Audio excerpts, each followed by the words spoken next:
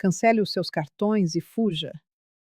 Foram essas as palavras que João me disse, segurando o meu braço com uma força que me assustou. Eu estava ali, na sua pequena loja de concertos, apenas para buscar o telemóvel de Amanda, a minha nora. E de repente, o mundo inteiro virou de cabeça para baixo. As mãos dele tremiam. Os seus olhos não conseguiam encontrar os meus. E eu, Clarice, 65 anos, professora de história aposentada, que acreditava estar apenas a fazer um favor, não fazia a menor ideia de que aquele momento partiria a minha vida em duas. Tudo começou numa terça-feira perfeitamente normal. Eu regava as plantas na varanda quando Amanda apareceu. Ela sempre foi um pouco distante, sabe? Aquele tipo de nora que sorri na hora certa e fala o estritamente necessário, mas cuja presença nunca parece completa. Naquele dia, porém, ela estava visivelmente agitada. O seu telemóvel tinha caído, o ecrã estilhaçado, e uma reunião de trabalho crucial a aguardava no dia seguinte. Precisava dos contactos, dos arquivos, de tudo o que estava ali dentro. Sogra, a senhora conhece alguém que conserte telemóveis rapidamente? É urgente. Preciso dele a funcionar até amanhã de manhã. A sua voz carregava aquela pressa de quem sente a vida a escapar por entre os dedos. Lembrei-me de João, o filho de Sônia, uma antiga colega da escola onde lecionei. Sônia sempre falava dele com um orgulho imenso. Ele tinha montado uma pequena loja de concertos perto do centro, um lugar modesto, mas honesto, onde ele mesmo cuidava de tudo. Peguei no aparelho quebrado de Amanda, prometi resolver o problema e saí de casa sentindo-me a sogra mais prestável do mundo. A loja de João ficava numa ruela estreita, espremida entre uma padaria e uma loja de roupas usadas. Ao entrar, o cheiro à solda e à eletrônica envolveu-me. João estava debruçado sobre uma bancada repleta de ferramentas minúsculas e peças de telemóveis. Ele ergueu a cabeça e reconheceu-me de imediato. Dona Clarice, há quanto tempo? Como está a minha mãe? Conversamos um pouco. Ele contou-me que o negócio corria bem, que se tinha casado recentemente e que Sônia estava feliz. Expliquei-lhe o problema com o telemóvel de Amanda. Ele analisou o ecrã estilhaçado e garantiu que conseguia trocá-lo até o final do dia. Era um serviço rápido. Deixei o aparelho com ele e voltei para casa, tranquila. Foi ao final da tarde que João me ligou. A sua voz estava diferente, tensa. Pediu que eu voltasse à loja, que precisava de me entregar o telemóvel pessoalmente. Achei estranho, mas não pensei muito nisso. Peguei na minha mala e fui. Quando cheguei, João trancou a porta atrás de mim. O meu coração deu um salto. Ele levou-me para os fundos, para um pequeno escritório improvisado, e fez-me sentar numa cadeira de plástico velha. Dona Clarice, eu não queria ter visto o que vi. Juro por Deus que não foi de propósito. A sua voz saía embargada. Quando acabei de trocar o ecrã e liguei o telemóvel para testar, começaram a chegar notificações. Muitas. E eu vi. Eu vi o nome do seu filho nas mensagens. O meu estômago gelou. Alexandre, o meu único filho. O meu menino. O que poderia ele ter enviado a Amanda que deixaria João naquele estado? Eu não ia ler, Dona Clarice, eu juro. Mas havia uma pasta aberta. Uma pasta chamada Plano B. E as mensagens. As mensagens. Ele não conseguia continuar. Mostre-me. A minha voz saiu firme, mas as minhas mãos já tremiam. João colocou o telemóvel à minha frente. O ecrã mostrava uma aplicação de mensagens e o que eu li ali, naquele quartinho abafado com cheiro a solda, destruiu tudo o que eu pensava saber sobre a minha vida. Eram mensagens entre Alexandre e Amanda. Dezenas delas. E todas falavam sobre mim. Sobre mim e sobre Ricardo, o meu marido. Ela esqueceu-se de novo onde deixou a mala. O médico já tem o laudo pronto, só falta a data. Era uma mensagem de Alexandre. Perfeito. Quanto antes ela for declarada incapaz, mais cedo conseguimos a procuração completa dos bens. A resposta de Amanda. Continuei a ler, sentindo o olhar de pena de João a queimar-me a pele, uma dor quase física. As mensagens descreviam um plano meticuloso, frio, calculado. Eles queriam declarar-me demente. Queriam forjar laudos médicos, atestando que eu estava a perder a lucidez, que já não tinha condições de cuidar da minha própria vida. Com isso, obteriam controlo total sobre tudo: a casa, as poupanças, os investimentos que eu e Ricardo acumulamos ao longo de 40 anos de trabalho. Mas havia mais, muito mais. O seguro de vida dela é de quanto mesmo? Amanda perguntara numa mensagem de 3 semanas antes. 800 mil, mas já falei com o corretor. Ele vai aumentar para 1,5 milhão sem ela saber. Falsifica a assinatura dela. Ela nunca vai perceber. O meu filho. O meu filho escrevera aquilo. E então veio a parte que me fez agarrar a mesa para não cair. Quando é que começamos a pôr o pó na comida dela? Amanda de novo. Devagar. Tem de ser aos poucos para não levantar suspeitas. A espirradeira é lenta, mas eficaz. Ninguém vai desconfiar. Ela já anda esquecida. Lembra-se? Vão achar que foi o coração. Espirradeira. Nerium oleander. Eu sabia o que era. Numa outra vida, tinha dado uma aula sobre plantas venenosas. Uma planta ornamental, comum em jardins, mas mortal se ingerida. Causa problemas cardíacos e o seu sabor é imperceptível quando misturado em comida bem temperada. Eles estavam a planear matar-me. O meu filho e a minha nora estavam a planear envenenar-me lentamente, forjar a minha demência, roubar tudo o que tínhamos e, por fim, matar-me. Eu não chorei. Não naquele momento. Acho que o meu corpo entrou em choque. Eu apenas olhava para aquelas palavras no ecrã, escritas pela mão do menino que carreguei no ventre, que amamentei, por quem acordei de madrugada com febre. O menino que ensinei a andar de bicicleta e que vi formar-se na faculdade com um orgulho que me enchia o peito. Dona Clarice, a senhora precisa de sair de casa. Cancele os cartões, mude as senhas, vá para longe. Eles vão matá-la. João estava quase a chorar. A minha cabeça, no entanto, começou a funcionar de novo, por entre o turbilhão de dor. Professora de História. Passei a vida a ensinar sobre estratégias de guerra, sobre impérios que caíram por subestimarem os seus inimigos, sobre como a informação é poder. João, preciso que me deixes fotografar estas mensagens. Todas elas. Ele concordou de imediato. Peguei no meu telemóvel e fotografei cada mensagem, cada detalhe daquela pasta maldita chamada Plano B. A minha mão tremia tanto que algumas fotos ficaram desfocadas, mas o texto era legível. Guardei tudo na nuvem, enviei cópias para o meu e-mail. Eu precisava de provas. Quando terminei, fiquei ali, de pé, a segurar aquele telemóvel que parecia pesar uma tonelada. Eles não podem saber que eu descobri.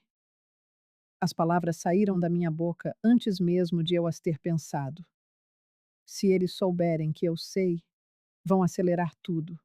Vão agir antes que eu possa fazer alguma coisa. João olhou-me assustado. A senhora vai voltar para casa? Para perto deles? Vou. E vou fingir que não sei de nada. A minha voz estava mais firme agora. A professora dentro de mim assumia o controlo, organizando os fatos, planeando os próximos passos. Mas eu vou acabar com este plano. E vou acabar com eles antes que eles acabem comigo. Peguei no telemóvel consertado, agradeci a João com um abraço apertado e saí daquela loja com as pernas a tremer, mas com uma determinação que eu não sabia que existia dentro de mim. A caminhada para casa foi a mais longa da minha vida. O mundo continuava normal à minha volta. Crianças a brincar, pessoas a voltar do trabalho, o cheiro a pão da padaria. Mas dentro de mim, tudo tinha mudado para sempre. Eu já não era a Clarice de 3 horas antes. Eu era uma mulher que acabara de descobrir que o seu próprio filho a queria matar por dinheiro. Quando cheguei a casa, Ricardo estava na sala a ver o noticiário. O meu marido, o meu companheiro de 42 anos. Ele olhou para mim e percebeu na hora que algo estava terrivelmente errado. Clarice, o que aconteceu? Estás pálida. Olhei para ele, para aquele homem de 67 anos, de cabelos grisalhos e olhos ainda cheios de vida, e senti as pernas fraquejarem. Sentei-me ao seu lado no sofá. As minhas mãos ainda tremiam quando tirei o meu telemóvel e abri as fotografias. Ricardo, preciso que vejas uma coisa. E preciso que prometas que vais manter a calma. Ele colocou os óculos e começou a ler. Vi o seu rosto transformar-se a cada segundo. Primeiro, a confusão. Depois, a descrença. E, por fim, aquela dor profunda que só um pai traído pelo próprio filho pode sentir. Isto não pode ser verdade. O Alexandre, o nosso Alexandre, a sua voz falhou. É verdade, meu amor. Eu vi com os meus próprios olhos, no telemóvel da Amanda. Eles estão a planear isto há meses. Ricardo levantou-se e começou a andar de um lado para o outro na sala, com as mãos na cabeça. Eu conhecia aquele gesto. Era o que ele fazia quando tentava processar o impossível. Temos de ir à polícia. Agora. Não! A minha voz saiu cortante. Se formos à polícia agora, apenas com as mensagens, eles vão negar. Vão dizer que foi manipulado, que alguém invadiu o telemóvel. O Alexandre é advogado, Ricardo. Ele sabe exatamente como se defender. Então, o que é que fazemos? Ele parou à minha frente, os olhos vermelhos. Fingimos. Continuamos a ser os pais ingênuos e confiantes que eles pensam que somos. E, enquanto isso, reunimos provas. Provas irrefutáveis. Vamos investigar tudo. O médico que está a preparar o laudo falso, o corretor de seguros que está a fraudar a minha assinatura, as contas bancárias, tudo. Ricardo olhou-me por um longo momento. Eu vi a decisão a formar-se nos seus olhos. A mesma determinação que eu sentira na loja de João. Vamos apanhá-los. Vamos, mas juntos e em silêncio. Naquela noite, não dormimos. Ficamos na cama, de mãos dadas, a planear. Era surreal. Estar ali, deitada naquela cama, a traçar uma estratégia para provar que o nosso único filho nos queria matar. De madrugada, uma mensagem chegou ao telemóvel de Ricardo. Era de Alexandre. Pai, amanhã passo por aí para levar uns documentos da reforma para a mãe assinar. Nada demais. Só rotina. Ricardo mostrou-me a mensagem. Trocamos um olhar. Os documentos. A procuração. O plano deles estava a avançar. O que é que eu respondo? Perguntou Ricardo. Responde que está tudo bem, que o esperamos para o almoço. Ele digitou a resposta com os dedos trêmulos, e naquele momento, a guerra silenciosa começou oficialmente. Na manhã seguinte, acordei com a sensação de que tudo não passara de um pesadelo. Mas ao olhar para o lado, vi Ricardo já acordado, a reler as fotografias das mensagens no seu telemóvel. É real, disse ele, como se tentasse convencer-se a si mesmo. O nosso filho quer matar-nos. Tomamos o pequeno almoço em silêncio. A comida não tinha sabor. Eu olhava para o meu prato e pensava: será que eles já começaram?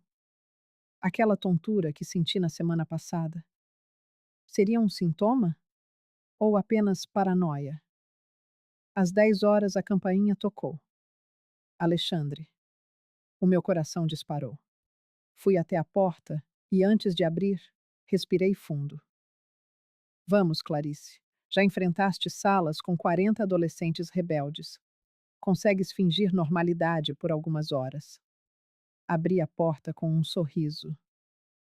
Alexandre, que bom ver-te, meu filho. Ele abraçou-me e, pela primeira vez na vida, senti repulsa pelo abraço do meu próprio filho. Ele entrou com aquele sorriso que eu conhecia desde criança, a máscara perfeita de um filho dedicado. Onde está o pai? Perguntou, pousando uma pasta de documentos sobre a mesa da sala. Está na casa de banho. Queres um café? Fiz aquele bolo de fubá de que tu gostas. Quero sim, mãe. A senhora parece ótima hoje. Mais animada. Mais animada. Ele estava a avaliar-me, a verificar se os sinais de esquecimento que ele fabricava estavam a surtir efeito. Fui à cozinha, as mãos a tremer enquanto preparava o café. Respira, Clarice. És uma atriz agora. A vossa vida depende disto. Ricardo apareceu na sala. Vi o momento em que os seus olhos se cruzaram com os de Alexandre. O meu marido conseguiu sorrir, apertar a mão do filho. Senti um imenso orgulho dele. Estávamos juntos nesta guerra invisível. Sentamo-nos à mesa. Alexandre abriu a pasta. Então, mãe, trouxe aqui uns papéis sobre a sua reforma. Nada complicado. Só precisa de assinar aqui e aqui, disse ele, apontando para duas linhas marcadas com post-its amarelos. Peguei nos papéis, a mão a tremer, não de representação, mas de medo real. Li por alto. Eram documentos de procuração. Procuração plena. Dava-lhe poder para administrar todos os meus bens, as minhas contas, os meus investimentos, tudo. Alexandre, isto não é sobre a aposentadoria. É uma procuração. Minha voz saiu firme, mas a confusão era um nó na minha garganta. Eu precisava parecer surpresa, não desconfiada. É, mãe, mas é para facilitar. A senhora sabe como os processos do INSS são burocráticos, não sabe? Com uma procuração, eu resolvo tudo. A senhora não precisa mais ir a bancos, cartórios, nada disso. Ricardo lançou-me um olhar. Vi a fúria contida em seus olhos, uma promessa silenciosa do nosso pacto. Não assinar nada, mas, acima de tudo, não levantar suspeitas. Filho, acho melhor lermos isto com mais calma. Uma procuração é algo muito sério. Devolvi-lhe os papéis. Sua mandíbula contraiu-se. Por um átimo de segundo, a máscara de filho atencioso escorregou, e eu vislumbrei a raiva, nua e crua. Mas ele se recompôs com a mesma rapidez. Claro, mãe. Sem pressa. Leiam com calma, e assinamos na próxima semana. Ele ficou mais 20 minutos. Comeu o bolo, tomou o café, falou do trabalho. Tudo normal. Tudo falso. Quando a porta se fechou atrás dele, Ricardo e eu ficamos imóveis na sala, apenas nos olhando. Precisamos agir rápido, ele disse, quebrando o silêncio. Se ele trouxe esses papéis agora, é porque estão acelerando o plano. Eu sei. Vamos ao banco. Hoje mesmo. Nós nos arrumamos e saímos. O banco ficava a uns 15 minutos de casa. No caminho, um turbilhão de memórias me assaltou. Quantas vezes eu não andei por aquelas mesmas ruas com um Alexandre pequeno, sua mãozinha segurando a minha? Quantas vezes o protegi, sonhei com o seu futuro, para que agora ele estivesse a planejar o meu funeral. No banco, pedimos para falar com o gerente. Maurício nos atendia há mais de uma década, um homem sério e competente. Em sua sala, fomos diretos. Maurício, precisamos verificar se há alguma movimentação estranha nas nossas contas. E queremos cancelar qualquer procuração que exista em nome do nosso filho. Ele nos olhou, confuso. Procuração? Mas não há nenhuma procuração ativa nas contas dos senhores. Um alívio fugaz me percorreu. Ao menos isso, eles ainda não tinham conseguido. E quanto a movimentações? Algo diferente nos últimos meses? Insistiu Ricardo. Maurício voltou-se para o computador. Seus olhos se arregalaram lentamente enquanto percorriam a tela. Sim, há alguns débitos pequenos. 50, R$ 100, valores pequenos. Sempre da sua conta, dona Clarice. São débitos automáticos, cadastrados há uns 3 meses.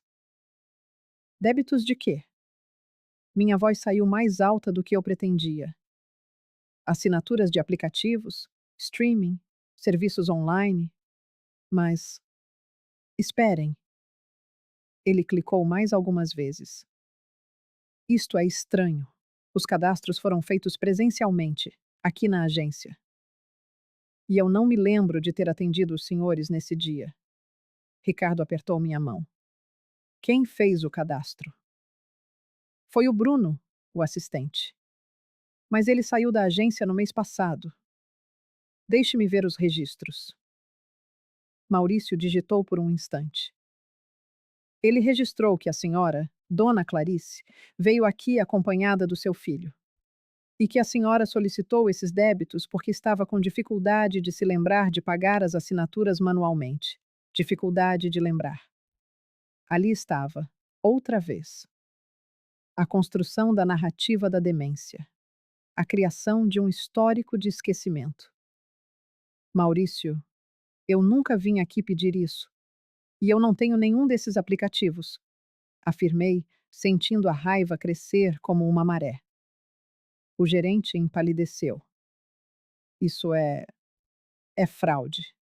Precisamos fazer um boletim de ocorrência. Não! Ricardo foi rápido. Ainda não. Por enquanto, só queremos que você cancele tudo, bloqueie qualquer tentativa futura de cadastro sem a nossa presença física e mude todas as senhas. Absolutamente tudo. E queremos que você não comente isso com ninguém. Maurício concordou, ainda visivelmente chocado. Passamos mais de uma hora ali, alterando senhas, cancelando débitos, adicionando alertas a cada transação. Ao sairmos, eu me sentia um pouco mais segura. O dinheiro, pelo menos, estava protegido. Mas a lista era longa. A próxima parada: o seguro de vida. As mensagens falavam em falsificar minha assinatura para aumentar o valor. Chegando em casa, liguei para a corretora. Patrícia cuidava dos seguros da nossa família há anos. Expliquei que queria apenas revisar minha apólice, e ela prometeu enviar os documentos por e-mail. Meia hora depois, o e-mail chegou. O fôlego me faltou. Tive que me agarrar à cadeira para não cair. O seguro fora alterado há 2 meses. O valor subira de 800 mil para R$ 1.500.000. E lá estava a minha assinatura no documento. Uma assinatura que não era minha. Era parecida, sim. Um olhar rápido não notaria. Mas eu conhecia minha própria mão. Aquilo era uma falsificação grosseira. Ricardo, olhe isto. Mostrei-lhe o documento. Ele, um engenheiro com 40 anos de carreira, tinha um olho treinado para detalhes. Analisou o papel em silêncio. Isso é crime. Falsificação de documento. Temos que guardar. É uma prova. Imprimimos tudo e guardamos numa pasta separada. Cada papel, cada descoberta, era mais uma peça no quebra-cabeça macabro. Mas eu sabia que a peça mais importante ainda faltava. O médico. As mensagens mencionavam um laudo falso de demência.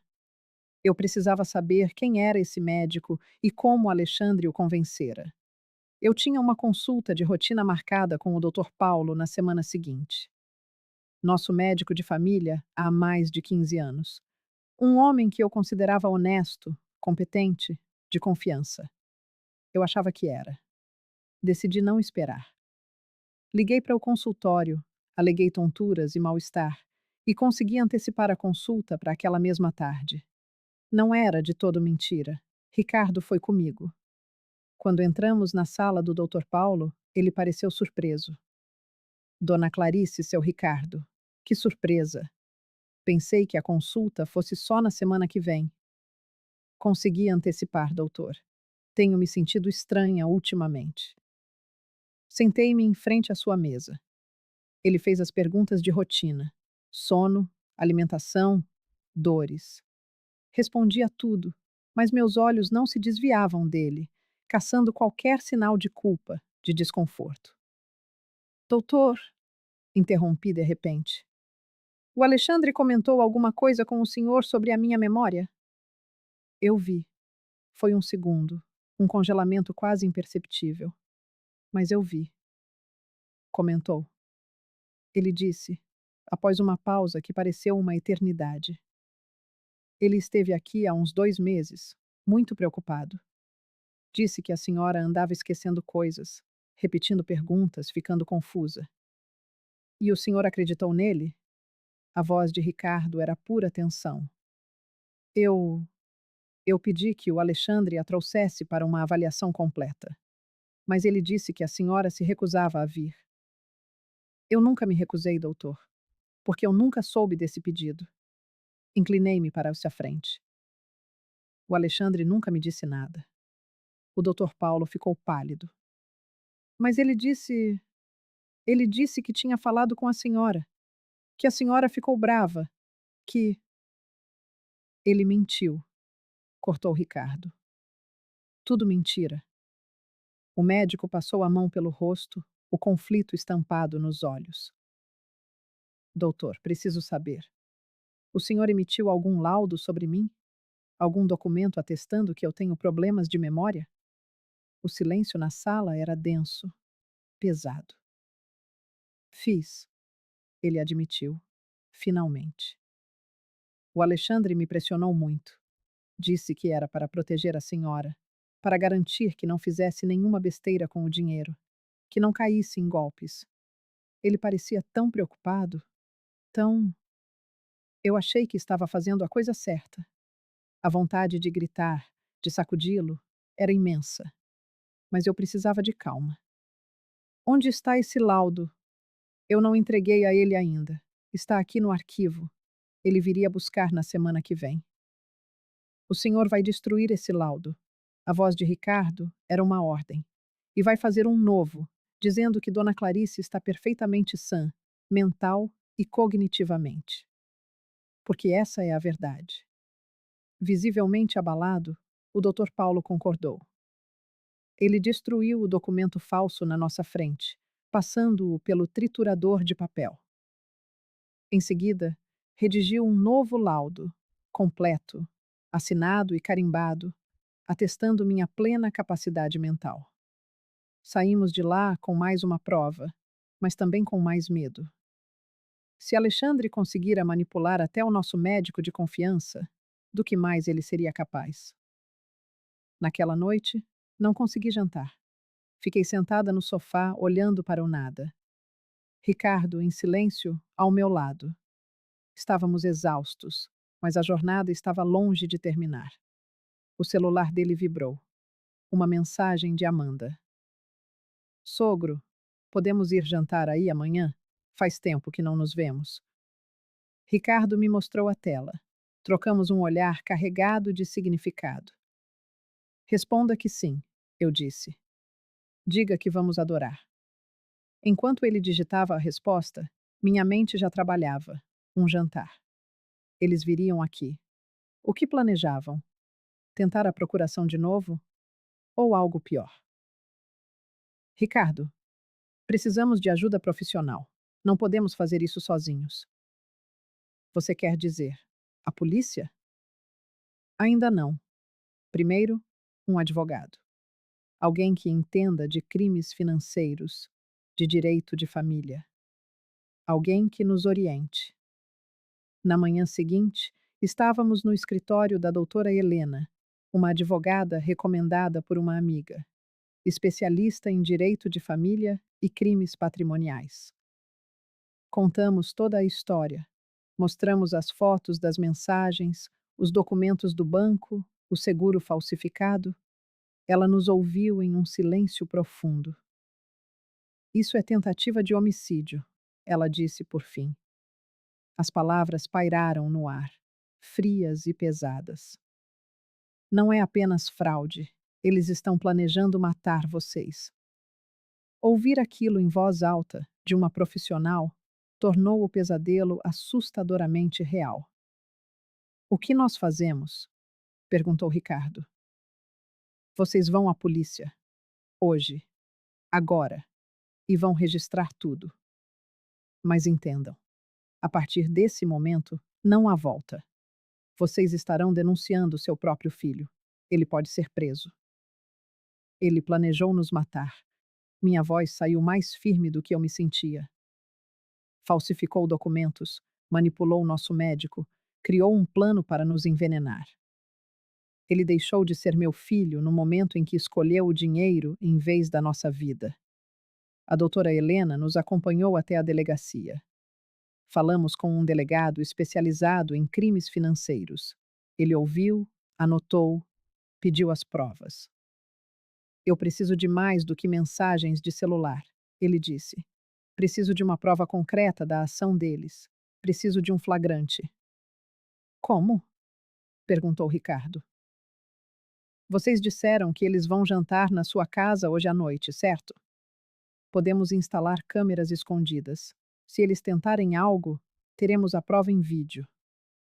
A ideia me embrulhou o estômago. Transformar minha casa num cenário de crime. Mas era o único caminho. Uma equipe técnica chegou à nossa casa e instalou câmeras minúsculas na sala, na cozinha, na entrada, microfones. Tudo conectado a um sistema que gravava e transmitia em tempo real para a polícia. Ajam normalmente, instruiu o delegado. Não deem nenhum sinal de que sabem de algo. Normal. Como eu poderia agir normalmente, sabendo que meu filho poderia tentar me envenenar durante o jantar? Ricardo começou a preparar a comida. Um churrasco simples. Salada, arroz. Coisas que podíamos controlar, ver sendo preparadas. Eu pus a mesa, tentando parecer uma anfitriã animada. Às 7, a campainha tocou. Alexandre e Amanda entraram, com sorrisos que não alcançavam os olhos. Ela trazia uma garrafa de vinho tinto. Trouxe um vinho especial para comemorarmos. Comemorar o quê? A nossa morte? Que delícia, Amanda. Obrigada, disse eu, pegando a garrafa e levando-a para a cozinha. Durante o jantar, foram insuportavelmente atenciosos. Alexandre me servia, perguntava se estava bom. Amanda me elogiava. Cada palavra, um veneno. Mãe, vamos tomar o vinho? Alexandre pegou a garrafa. Claro, filho, respondi, sentindo o estômago gelar. Ele abriu a garrafa e serviu as taças. Ergui a minha até os lábios, mas não bebi. Apenas fingi. Vi Ricardo fazer o mesmo. Eles brindaram conosco e beberam, mas seus olhos nos vigiavam, esperando que engolíssemos o líquido. Este vinho é ótimo, Amanda. Onde comprou? Perguntei, segurando a taça ainda cheia. Numa vinícola especial. Caríssimo. Só o melhor para vocês. A noite se arrastou por uma eternidade. Quando finalmente foram embora, perto da meia-noite, ficamos parados na sala, exaustos, tremendo. Nós conseguimos, sussurrou Ricardo. Conseguimos fingir. No dia seguinte, o delegado ligou. Temos tudo gravado, mas ainda não é suficiente. Precisamos de mais. Mais. Quanto mais teríamos que suportar? As semanas seguintes foram as mais difíceis da minha vida. Continuamos a fingir normalidade enquanto a polícia investigava. Cada telefonema de Alexandre, cada mensagem de Amanda, era uma tortura. Eu tinha que responder como a mãe amorosa de sempre, como se não soubesse que meu filho contava os dias para a minha morte. Quanto mais confiantes vocês parecerem, mais eles baixarão a guarda e cometerão um erro, disse o delegado. Um erro. Estávamos à espera de um erro deles, mas cada erro poderia ser o passo final em direção ao nosso fim. Certa tarde, enquanto arrumava o armário da casa de banho, num gesto quase automático de uma vida inteira, os meus dedos tocaram em algo insólito. Um frasco de comprimidos que eu não reconhecia. Rivotril. O nome na etiqueta pareceu saltar aos meus olhos. Eu nunca, em toda a minha vida, tinha tomado Rivotril. Era um calmante potente, de venda controlada. A minha voz saiu mais trêmula do que eu esperava quando chamei o Ricardo. Olha isto! De onde é que isto apareceu? Ele pegou no frasco, os seus olhos percorrendo a etiqueta com a mesma incredulidade que eu sentia. Está no teu nome, Clarice, prescrito pelo Dr. Paulo. Mas tu nunca tomaste isto. E eu nunca lhe tinha pedido que o prescrevesse. A minha mente entrou em parafuso. Eles tinham plantado aquilo ali. Estavam a criar um histórico médico falso. Se eu morresse de um problema cardíaco súbito, a narrativa estaria pronta. A pobre Clarice, a tomar medicação controlada, deprimida, com problemas psicológicos. Ricardo, percebendo a mesma coisa, fotografou o frasco. Mais uma peça no nosso terrível puzzle. Ligamos de imediato ao Dr. Paulo. Do outro lado da linha, a sua voz confirmou o que já sabíamos. Ele nunca me tinha prescrito tal medicamento. Alguém tinha falsificado a receita. Eles estão a acelerar o plano, disse eu a Ricardo, assim que desliguei. Estão a plantar provas, a construir uma história para a minha morte. Precisamos de agir. E depressa. Liguei para o delegado, a minha voz um fio tenso a relatar a descoberta do frasco. Ele prometeu intensificar a investigação. 2 dias depois, o Alexandre apareceu em casa sem avisar. Eu estava sozinha. O Ricardo tinha ido ao mercado. Mãe, vim só buscar uns papéis que me esqueci aqui da última vez, disse ele já a entrar.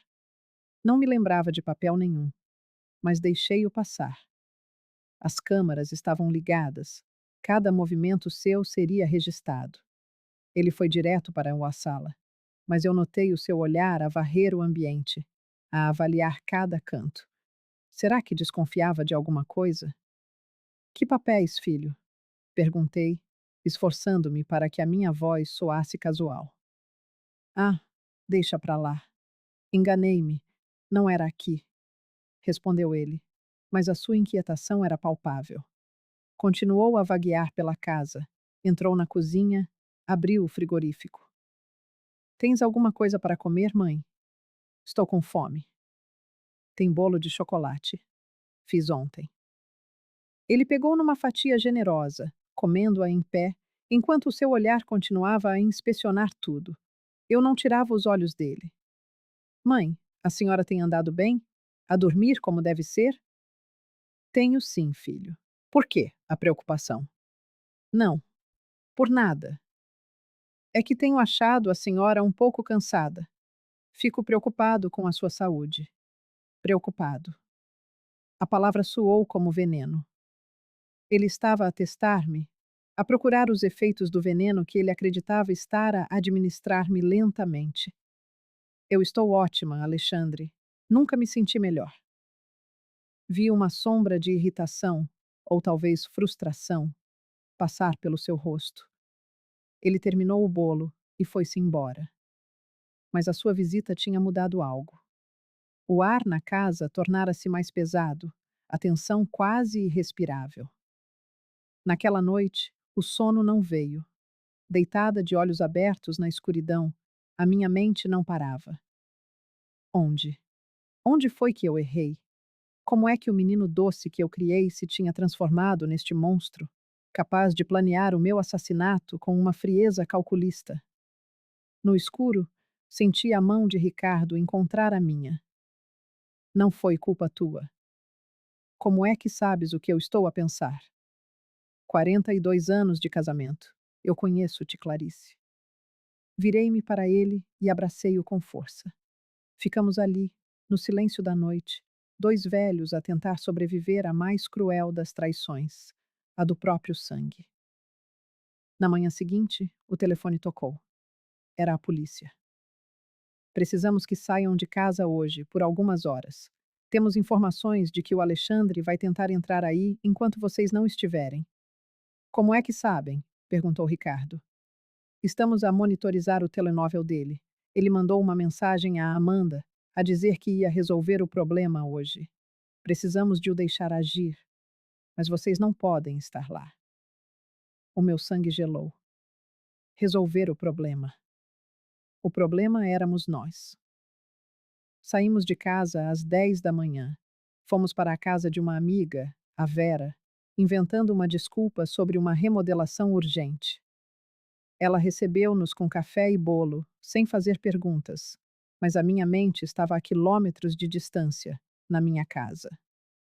O que estaria o Alexandre a fazer lá dentro? O delegado ligou por volta das 2 da tarde. A sua voz era grave. Podem voltar. Temos tudo gravado. É pior do que imaginávamos. O caminho de volta foi um silêncio tenso.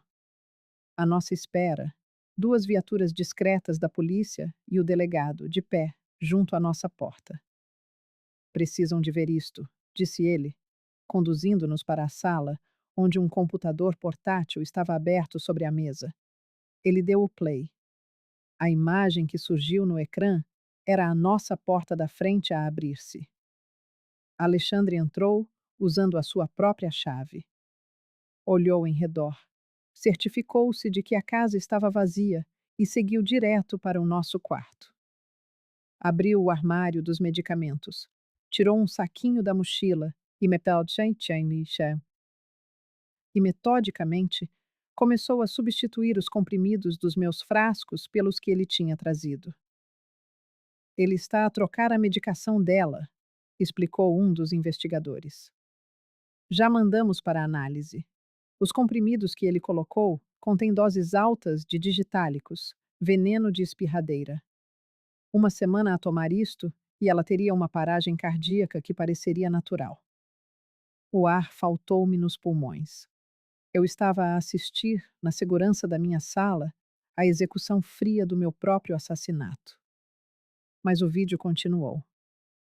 Alexandre foi até a cozinha, abriu o frigorífico e pegou na garrafa de vinho que a Amanda nos tinha oferecido. Abriu-a, despejou um pó branco lá para dentro e voltou a fechá-la, agitando-a suavemente. O pó também é espirradeira, disse o investigador. Concentração altíssima. Se tivessem bebido este vinho, teriam morrido em poucas horas. A cor desapareceu do rosto de Ricardo. Ele teve de se sentar, uma tremedeira incontrolável a tomar conta do seu corpo. Eu apenas conseguia olhar para o ecrã, para a imagem do meu filho a envenenar a bebida dos seus pais. Antes de sair, ele ainda plantou um microfone atrás da televisão. Ele estava a vigiar-nos. Temos provas mais do que suficientes, disse o delegado. Tentativa de homicídio qualificado, falsificação de documentos, fraude. Vamos prendê-los hoje mesmo. Querem estar presentes? Olhei para o Ricardo. A pergunta não dita pairava entre nós. Queremos ver o nosso filho a ser preso? Queremos, respondi, a minha própria firmeza a surpreender-me. Precisamos de ver isto até ao fim. A operação foi montada para o final da tarde. Através das escutas, a polícia descobriu que Alexandre e Amanda iam encontrar-se num centro comercial para jantar. Para comemorar. Comemorar o quê? O facto de acreditarem que o plano estava a funcionar? Fomos com eles, num carro descaracterizado, estacionado a uma distância segura. Vi-os a entrar no centro comercial, de mãos dadas, a sorrir. Pareciam um casal normal, bonito, feliz. Como era possível sorrir assim depois de passar a tarde a envenenar a própria mãe? A polícia esperou que eles terminassem o jantar. Quando saíam do restaurante, foram abordados. Alexandre Costa, Amanda Costa, estão presos por tentativa de homicídio qualificado e outros crimes. Vi a expressão do meu filho transformar-se. Primeiro confusão, depois pânico. A Amanda ficou paralisada, Isto é um engano. Eu não fiz nada, gritou Alexandre, enquanto lhe colocavam as algemas. Temos tudo em vídeo, Alexandre. A troca dos medicamentos, o veneno no vinho. Temos tudo, disse o delegado. Foi então que ele me viu. Eu tinha saído do carro, aproximando-me. Os nossos olhares cruzaram-se e, pela primeira vez na vida, eu não reconheci o meu filho. A pessoa que me olhava era um estranho cheio de um ódio gélido. Foste tu, disse ele, a voz baixa, carregada de fúria. Tu entregaste-nos. Eu salvei a minha vida. Respondi, a minha voz a tremer, mas firme. Tu escolheste matar-me por dinheiro. Deixaste de ser meu filho no dia em que planeaste a minha morte. Eu sou teu filho, o teu sangue. Não podes fazer-me isto. Tu ias envenenar-me, Alexandre. Ias matar-me aos poucos, fazer-me sofrer e depois fingir que estavas de luto no meu funeral? Que filho faz isso? Ele não respondeu. Apenas me lançou um último olhar de ódio antes de ser levado. A Amanda chorava, mas não eram lágrimas de arrependimento. Eram de raiva por terem sido apanhados. A noite na esquadra foi um borrão de depoimentos e papelada, a nossa vida a transformar-se num processo criminal. Quando finalmente chegamos à casa, o dia já raiava. A casa, vazia e silenciosa, já não era a mesma. Nunca mais seria. Sobrevivemos, disse Ricardo, sentando-se no sofá. Sobrevivemos, repeti eu. Mas a que custo? Os meus olhos pousaram nas fotografias na parede. Alexandre criança, adolescente, a formar-se, a casar. Em todas elas, ele sorria. E eu também, orgulhosa do meu filho. Mas o menino daquelas fotografias já não existia. Talvez nunca tivesse existido. Os dias seguintes foram caóticos. A história explodiu na imprensa. Filho e nora planeiam assassinar pais idosos por herança. Repórteres à nossa porta, os olhares curiosos dos vizinhos, o telefone a não parar de tocar. Foi no meio deste turbilhão que a Vera me veio visitar. Trazia um envelope. Clarice, eu preciso de te mostrar uma coisa. Andei a pesquisar sobre a Amanda, como me pediste, e encontrei isto.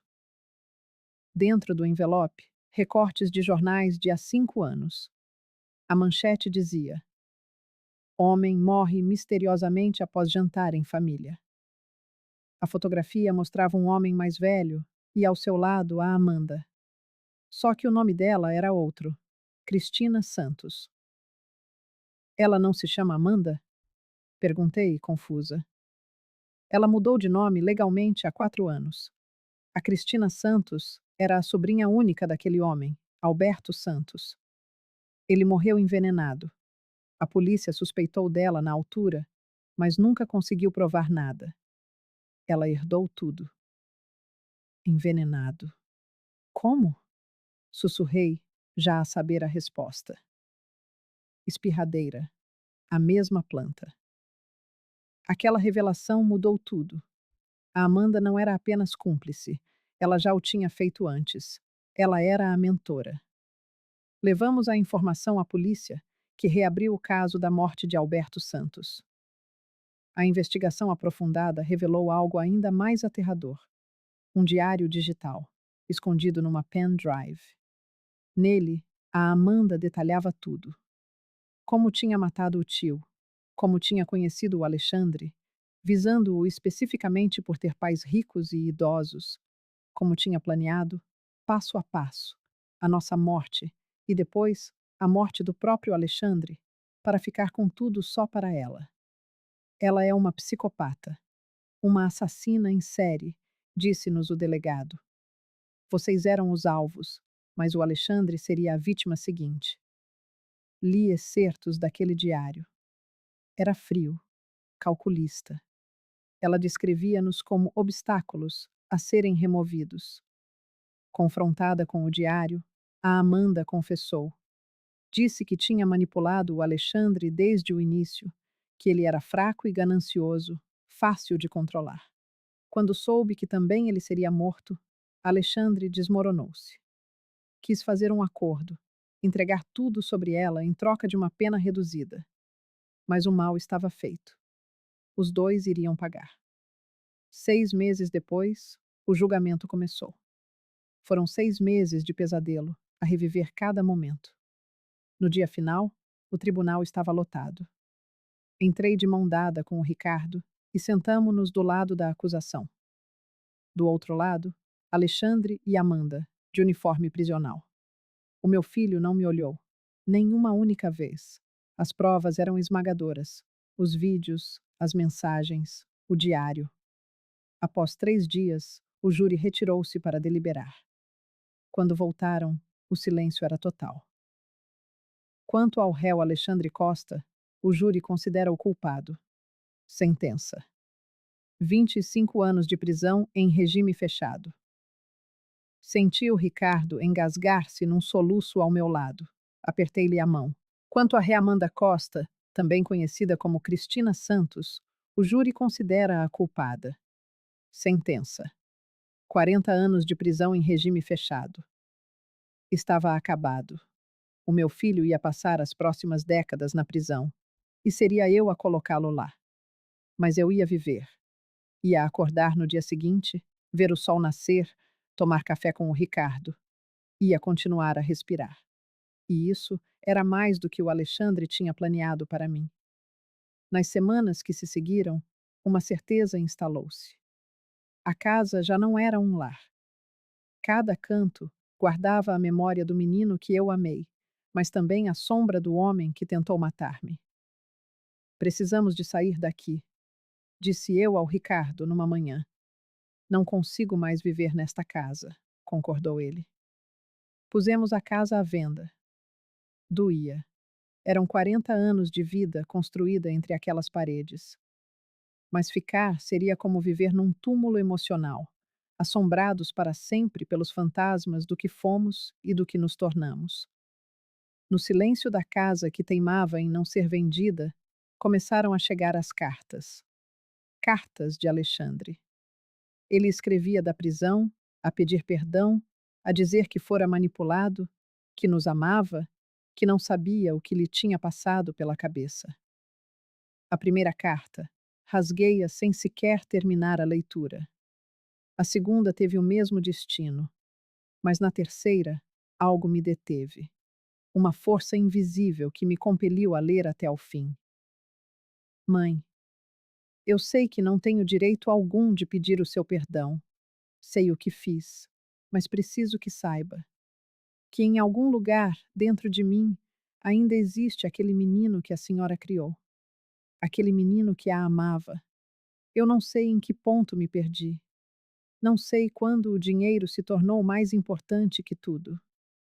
A Amanda mostrou-me um caminho, e eu escolhi segui-lo porque era mais fácil, porque eu era fraco.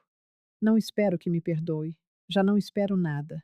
Só queria que soubesse que vou carregar esta culpa até ao dia da minha morte, e que se ainda resta algo da criança que fui, essa parte ainda a ama. Li aquela carta sozinha, na cozinha, com as mãos a tremer. E pela primeira vez desde que tudo começara, eu chorei. Um choro verdadeiro, profundo.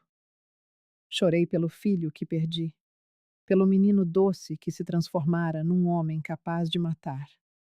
Chorei pela mãe que fui, a mãe que não viu os sinais, que não percebeu o momento em que ele começou a desviar-se. Foi assim que Ricardo me encontrou, debruçada sobre a mesa da cozinha, a carta amassada entre os dedos e o rosto lavado por uma torrente que eu vinha a represar há demasiado tempo. Queres visitá-lo? Perguntou ele, sentando-se ao meu lado. Não sei, murmurei. Não sei se consigo olhar para ele sem sentir raiva, sem sentir dor. Não precisas de decidir agora. Mas no fundo, eu sabia. Sabia que, eventualmente, teria de tomar essa decisão. porque por mais que ele tivesse tentado matar-me, ele ainda era meu filho. E uma mãe não desliga esse sentimento como se fosse um interruptor. 2 meses depois, a casa foi vendida. Compramos um apartamento menor, noutro bairro, longe de tudo o que nos assombrava com memórias do passado. Era um recomeço. Aos 65 e 67 anos, estávamos a recomeçar a vida do zero. Os primeiros meses foram difíceis. Os pesadelos eram implacáveis. Sonhava que bebia o vinho envenenado, que sentia o meu coração a parar, que via o sorriso de Alexandre enquanto eu morria. Acordava à meio da noite, encharcada de suor, com o coração a martelar no peito. Ricardo tinha de me acalmar, de me lembrar que estava tudo bem, que estávamos vivos, que estávamos seguros. Comecei a fazer terapia. A doutora Márcia, a psicóloga, ajudou-me a processar tudo, a entender que a culpa não era minha, que não havia como prever, que eu tinha feito o melhor que podia como mãe. Clarice, repetia ela em todas as sessões, você criou o filho que pôde, com as ferramentas que tinha. As escolhas que ele fez enquanto adulto são da responsabilidade dele, não sua. E de tanto ouvir, as suas palavras começaram a fazer sentido. Ricardo também fez terapia. Precisávamos de nos curar, individualmente e como casal. Aquela experiência tinha aberto uma fenda em nós e precisávamos de aprender a viver com essa cicatriz. 1 ano depois do julgamento, tomei a decisão. Fui visitar Alexandre na prisão. Não foi fácil. Ensaiara discursos, reações, mas na hora, nada saiu como o planeado. A sala de visitas do presídio era um lugar gélido. O ar carregava um cheiro químico de desinfetante e um silêncio denso. O tipo de silêncio que só se encontra em lugares saturados de tristeza. Sentei-me numa cadeira de plástico e esperei. Quando Alexandre entrou, quase não o reconheci. Estava muito mais magro.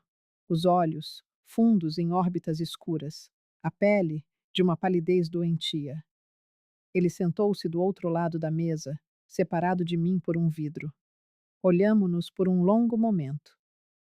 Obrigado por ter vindo, disse ele, a voz rouca. Não pensei que viesse.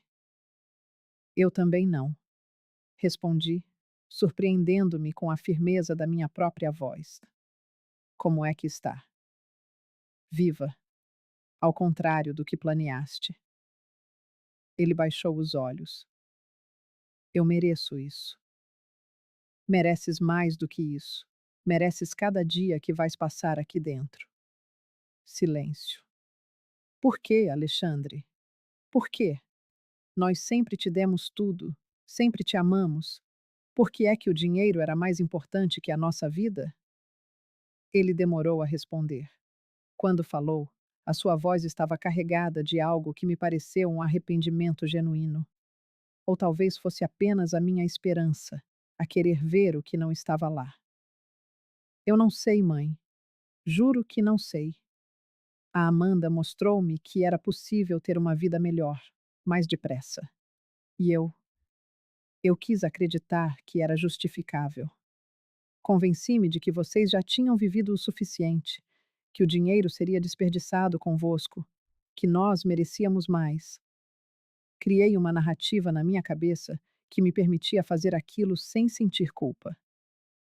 Mas sentiste? Sentiste culpa? Ele olhou-me nos olhos. Sentia. Todas as noites, quando me deitava. Mas a ganância era mais forte. E a Amanda? Ela convencia-me de que era o certo. Ela era muito boa nisso, em fazer-te acreditar que o errado era o certo. A Amanda manipulou-te, mas tu escolheste ser manipulado. Tu escolheste trocar os meus remédios, tu escolheste pôr veneno no vinho. Essas foram as tuas escolhas. Eu sei. Lágrimas começaram a escorrer-lhe pelo rosto. Eu sei, mãe, e vou passar o resto da minha vida a saber que tentei matar a minha própria mãe por dinheiro, que escolhi o dinheiro em vez do amor. Não espero o perdão, Eu só queria que soubesse que sinto muito. Mesmo que não signifique nada para si, eu preciso de o dizer. Sinto muito. Fiquei a observá-lo, a chorar do outro lado do vidro. Uma parte de mim, a parte que ainda era mãe, quis consolá-lo. Quis dizer que estava tudo bem, que o perdoava, mas não podia, porque não estava tudo bem. E eu ainda não o tinha perdoado. Vou levar muito tempo para processar tudo isto, Alexandre. Não sei se algum dia conseguirei perdoar-te completamente. Mas vim aqui hoje porque precisava de te ver. Precisava de olhar nos teus olhos e tentar entender como é que o menino que eu criei se tornou no homem que és. E conseguiu entender? Não. E acho que nunca vou conseguir. Mas estou a aprender a viver com isso, a aceitar que há coisas que nunca vamos compreender por completo. A visita durou mais 20 minutos. Falamos de trivialidades. Como estava o tempo lá fora? Como era a comida na prisão? Conversas vazias que preenchiam um silêncio insuportável. Quando saí dali, senti-me estranhamente mais leve. Não por ter perdoado, mas por ter enfrentado. Tinha olhado de frente para a coisa mais dolorosa da minha vida e tinha sobrevivido. Ricardo esperava-me do lado de fora. Não perguntou como tinha sido. Apenas me abraçou e ficou ali, a segurar-me enquanto eu desabava no seu ombro. Os meses continuaram a passar.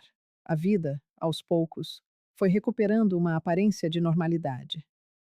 Voltei a dar aulas, mas de forma particular, aulas de história a adolescentes. Era terapêutico. Lembrava-me do porquê de eu ter amado ser professora. Ricardo voltou a fazer consultoria, pequenos projetos de engenharia que lhe mantinham a mente ocupada. Fizemos novos amigos no prédio. Pessoas que não conheciam a nossa história, que nos conheceram depois de tudo. Com eles, éramos apenas Clarice e Ricardo, sem o peso dos rótulos, apenas nós.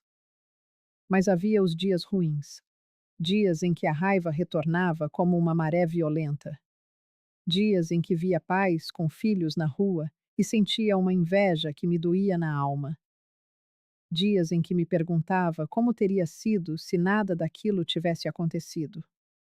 Nesses dias, eu relia as suas cartas. Ele continuava a escrever, uma por mês, todas a pedir perdão, todas a contar como era a vida na prisão, todas a terminar com um amo-te. Eu não respondia, não conseguia, mas lia e guardava. 2 anos depois do julgamento, a Vera ligou-me com uma notícia. Amanda tinha sido encontrada morta na cela. Suicídio. Enforcou-se com os lençóis. Não senti nada ao ouvir, nem alívio, nem tristeza, nem raiva. Apenas um vazio. Aquela mulher tinha destruído a minha família e agora tinha se destruído a si mesma. Talvez fosse justiça, ou talvez apenas o final trágico de uma pessoa doente. Alexandre, quando soube, entrou numa depressão profunda. Esteve internado na ala psiquiátrica da prisão durante 3 meses. Quando saiu, escreveu-me uma carta diferente. Mãe, eu vi o que a maldade faz com as pessoas. Vi onde ela nos leva. Amanda estava doente, e eu deixei que ela me infectasse com a sua doença. Mas eu não quero morrer assim. Estou a fazer terapia aqui dentro. Estou a estudar. Terminei uma licenciatura em pedagogia à distância. Quero fazer algo de bom com o tempo que me resta. Não vai apagar o que fiz, mas talvez possa ajudar outros a não cometerem os mesmos erros. A senhora não precisa de me perdoar, mas eu queria que soubesse que estou a tentar ser melhor, mesmo que seja tarde demais. Pedagogia. O meu filho estava a estudar para ser professor, como eu. A ironia era cruel. 3 anos depois do julgamento, finalmente, escrevi-lhe de volta. Uma carta curta. Alexandre, ainda não te perdoei completamente. Não sei se algum dia o farei. mas vejo que estás a tentar. E isso conta. Não apaga o que fizeste. Nada apagará, mas mostra que ainda existe algo de humano em ti. Continua a tentar ser melhor. E quando saíres daí, daqui a muitos anos, talvez consigamos conversar de novo, de verdade. Tua mãe, Clarice. Enviei a carta e senti como se um peso tivesse saído dos meus ombros. Hoje, 5 anos depois de tudo, acordo de manhã na nossa varanda nova. Tomo o pequeno almoço com o Ricardo. Falamos sobre o dia, sobre os netos dos nossos amigos, sobre a vida. Rimos. Não tanto como antes, mas rimos. Ainda visito o Alexandre. 3 vezes por ano. As visitas são difíceis, mas necessárias. Ele mudou. Não sei se é genuíno ou apenas o resultado do encarceramento. Mas ele mudou. Agora dá aulas de alfabetização a outros reclusos. Mostra-me os cadernos dos seus alunos com um orgulho tímido. E nesses momentos, eu vejo um vislumbre do menino que ele foi. Apenas um vislumbre. O perdão é um processo. Não é um momento, não é uma decisão única. É algo que se constrói, dia após dia, tijolo por tijolo. Até que um dia, olhamos para trás e percebemos que construímos algo. Não uma ponte de volta ao passado, mas talvez um caminho para um futuro diferente. Eu não esqueci. Nunca esquecerei. A traição ainda é uma ferida que dói em dias de chuva. Mas eu sobrevivi. Nós sobrevivemos. E há algo de poderoso nisso, em olhar para trás e perceber que passamos pelo pior que podíamos imaginar. E ainda estamos de pé, ainda a respirar. Ricardo chama-me da cozinha. Fez panquecas. Vamos tomar o pequeno almoço juntos, na nossa mesa nova, no nosso apartamento novo, na vida nova que construímos sobre as cinzas da antiga. Levanto-me, pego na minha chávena e vou ter com ele. Ele beija-me. Um beijo breve de quem está junto há tanto tempo que não precisa de grandes gestos, apenas da presença. Estás bem? Pergunta ele, como pergunta todos os dias. Estou, respondo. E desta vez é verdade. Eu estou. Olho pela janela. O sol está a nascer. Um novo dia. Mais um dia que eu venci. Mais um dia que eles não me conseguiram tirar. E isso é tudo. É suficiente. A vida não voltou a ser o que era. Nunca voltará.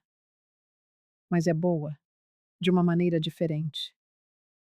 É uma vida conquistada, uma vida pela qual lutei, uma vida que escolhi viver, mesmo quando desistir teria sido mais fácil. Há uma frase de Maya Angelou que emoldurei e coloquei na nossa sala. Não há maior agonia do que carregar uma história não contada dentro de si. Eu contei a minha história. E talvez alguém precise de a ouvir. Talvez alguém esteja a passar por algo que o faz pensar que não vai sobreviver. Mas vai. Nós sobrevivemos. Nós continuamos. Nós reconstruímos. E há beleza nisso também. A força. A vida.